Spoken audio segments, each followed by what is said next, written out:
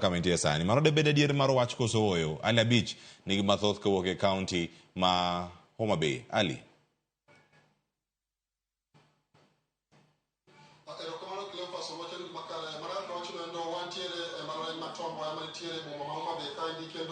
Romo madana de mar keto mwandu county Homa Bay kandi chakore ayanga odiochieng' ma kawuono kendo romo biro dhi nyime nyaka tich ang'wen jumani ka odiochieng' ma kawuono en jatend piny Kenya William Ruto sa kata sani geno mar molo kaendi mondo mi oyang ayanga romo mar keto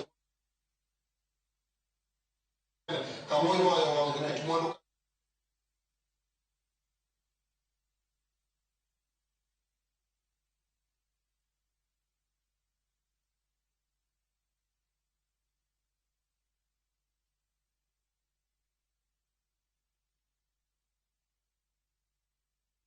ang'o ma ginyalo wacho kalore kod romo makama mar keto mwandu Homa Bay kandi an kod jatend migawo ma ochung' ne weche mag ohala kod keto mwandu e sirkand kaunti Homa Bay kandi ma migawo mare oloso romo makama ma chakore odiochieng' ma kawuono. Waziri ka ok waketho sa nyalo nyiswa ni to wang'eyo ni chenro ma kawuono dhi nyime kamande olosi kod migawo mar ohala kod keto mwandu e kaunti Homa Bay kandi. Gin ang'o gene ma joneno mag Ramogi TV kata joma moko nyalo geno kochakore odiochieng' ma kawuono nyaka tich ang'wen ma chenro mar keto mwandu romo mar keto mwandu rumo county Homa Bay kandi to en ang'o ma japiny biro yudo kata ber mane ma japiny biro yudo tok ka nyasi mar adhaye kamandi orumo tich ang'wen juma niendi. Erokamano. Kawuono kaka iwache maler no wan Tomboya mbalariany mar Tomboya ka to kendo wakelo jo ohala gi jokel mwandu mang'eny Homa Bay ka kawuono. Gimomiyo watimo magi nikech kane sirikand ne obiro to gima ne wayudo mokwongo mathagowa Homa Bay ka ni en wach mar tich ma kisungu wacho ni employment. Wan gi kijende mang'eny mobedo abeda kendo somgi ni kare to ginyalo yudo tich maber. Mar ariyo, Homa Bay ka wan gi gima waluongo ni endless potential. Mwandu nitiere ka mang'eny, wan gi gik moko e nam ka mwaluongo ni blue economy, wan gi gik moko mang'eny mag limbe tourism, wan gi gik moko mang'eny mawuok e lowo e agriculture ka. To gima osehinyowa momiyo puro osebedo ga maber en ni ji kopuro makeyo bedo makare to kuma gitere gigi miluongo ni market margi onge. Koro miyo ne wabedo piny mwaneno ni off-tech ni en gima miyo jopur ok nya. Koro ne waneno ni wakel investors joma nyalo kano mwandu mondo kelnwa kembni e Homa Bay ka. Ka gikelo kembni kaka mar ginning mar cotton mwaseyudo joma oyie kawe. Koro jopur biro bedo malo to ka gisepuro to koro pamba ok dhi Baringo kuma odhiyega. Koro pamba biro los ka. To seche miloso pamba ma kambi ni ka to kijende be yudo ang'o? Yudo tich pesa mano ka giluokor pamba. King'iyo mar rech conference mokwongo nokelo Victory Farm ka. To koro ma omiyo Victory Farm oseyudo mwandu maduong' ma giseyudo pesa kokalo kuom bengni madongo ma sani wan gi gimiluongo ni River City.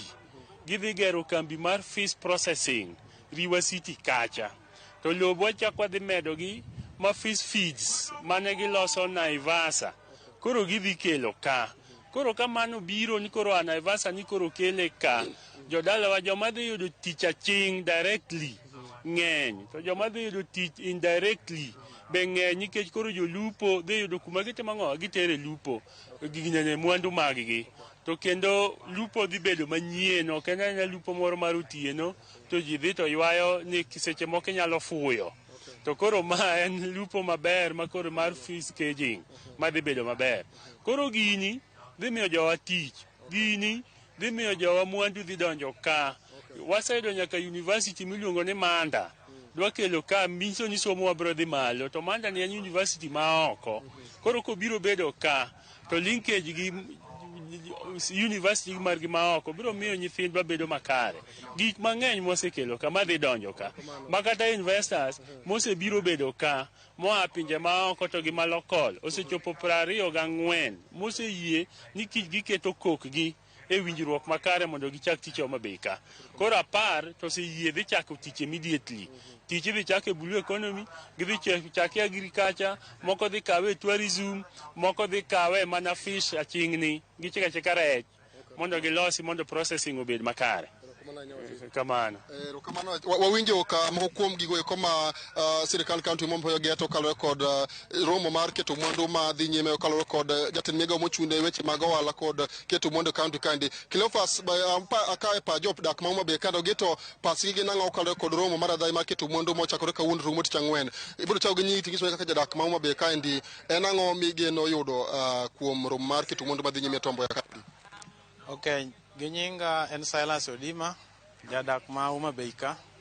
Gima expect bang' romo machalo kamae, mara tipo, I expect ni otende madongo dongo. Ing'eni kidhi kata Mombasa kuchocho. Idhi yudo ka e dho nam nitiere gotende madongo dongo mondiko nyithiwa. To Homa Bay ka ko ang'iyo, king'iyo along the lake kuondega. Onge kata hotel moro ma ng'at moro ma nigi pesa ne moro maduong' nyalo dhi manid kanyo kopogore gi Cold Spring. To Cold Spring no bok en kata mana e dho nam ahinya. Kamano. Mopogore kod weche mag hotel industry, wang'e ni Homa Bay ka nitie kuonde mang'eny nyalo konyo ndiko ji tich kaka iwacho ni. Mopogore kod wach mar hotel, ang'o migombo ni bang' romo ni to timre manyalo konyo nyato rowere maonge kod tije kod meno dongruok obedo makare alwora ma Homa Bay ka ndi? Okay, bang' ma I expect ni mondo investors or invest in industry machalo kaka mar pamba, mar rabuon, mar malanas to gi kata mar rech. Mano biro miyo wan kaka vijende wayudo tije kendo ok wabi wuok ni wadhi Nairobi wadhi manyo tich kata Mombasa ginigo. Erokamano. Cleophas kapok aduogo ni studio mondo idhi nyime kod twak we akane pa achiel kuom jodak ma Homa Bay kandi ichakane gi nyigi ting'iswa ni kawuono iwuoro e romo mar keto mwandu ka geno mane ma in go kalore kod romo dhi nyime Tombo ya kandi. Erokamano ahinya. An iluonga ni Alphonse Omondi, amba jadak mar Homa Bay ka. An amor ahinya kuom galamoro mobedo Homa Bay kawuono ni. Geno mara en ni banka galamoro ni orumo. Joket mwandu duto mane waseywayo mobiro bet kagi. Ginyalo bedo mondo gichuo chenro margi mar mwandu gi mondo nyithindwa yudhwa ma kaunti ka yud tich. Machielo en ni kaunti wani e lwet Mama Gladys. Ageno ni ka nitiere policy mo magineno ka nitie kanyono gimamiyo ok inyaketo mwandu makare. Gidhi wacho mondo milose mondo bed ni koro nyayo keto mwandu mang'eny mondo bed ni wayaw tich e yore duto. Obed pur, obed ohala, yo moro amora. Kaka ng'eni Homa Bay County wan gi namba makwa ka. Chenro mare yakit mano ma nigi chenro manyalo loso manyalo konyo county ka yo moro amora. Wageno ni onyalo bedo mondo giwuok kanyakla mondo los gini mondo omed yaw tich e yo mang'eny. Kamano.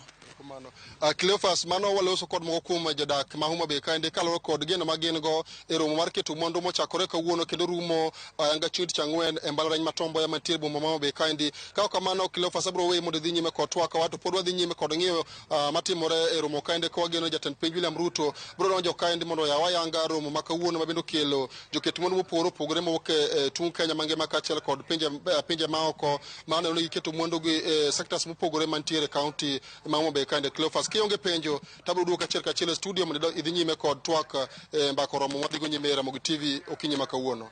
Ali abich anga mi thulin bende renge dhi nona ne matimore konde mopogore mbalariany ma Tomboya okinyi ma kawuono ka jatend piny Kenya bende ochopo. Wabro neno kaka chenro gibiro no achiel kachiel. Erokamano akomba gono twak okinyi ma kono kikono achal mar wache kaunti ma Homa Bay nyakoro moge jwang wasebedo kod ng'eyo koro romb joket mwandu ochomo kanye mano kama entiere sani. Nitiere ote mokari adek kata bir Felix Oko